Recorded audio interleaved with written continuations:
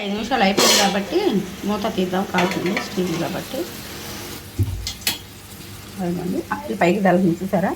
అట్లాగే కొంచెం వాటర్ పోసుకుందాం మనం, ఎక్కువ వద్దు.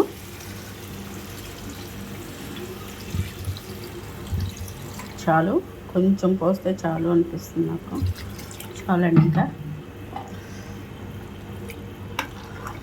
ఎందుకంటే ఆల్రెడీ ఆయిల్ ఉంది కాబట్టి ఎక్కువ పోసినా పిప్పిలాగా ఉంటుంది.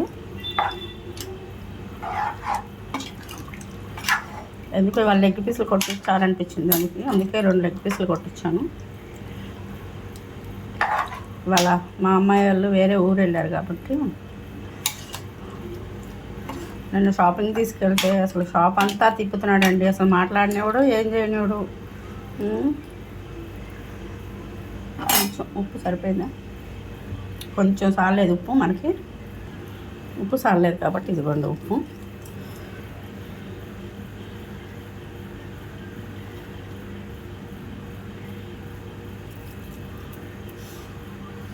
ఉప్పు కింద పడకూడదు, అందుకని వేసే గల్లుప్పు.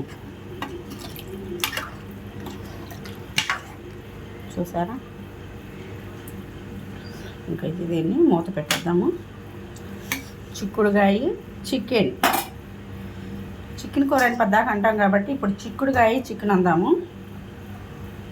సరే అండి, ఒక 10 నిమిషాలు గరం మసాలా వేసి ఒక 2-3 నిమిషాలు దించేద్దాము. ఈలోపు కొంచెం పని ఉంటే చూసేసుకొని వచ్చేద్దాం. ఓకేనా, బాయ్. గరం మసాలా వేసేసాను, అయిపోయింది. ఒక్క 2 నిమిషాలు ఇలా కలిపేసి తీసాక అంతేనండి, చిక్కుడుకాయ చికెను కర్రీ అయిపోయింది ఈజీగా. నచ్చిందా మీకు?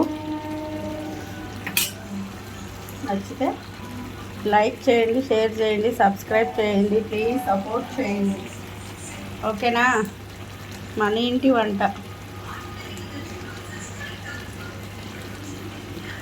ఓకే అండి, బాయ్. మరొక కుకింగ్ వీడియోలో కలుద్దాం.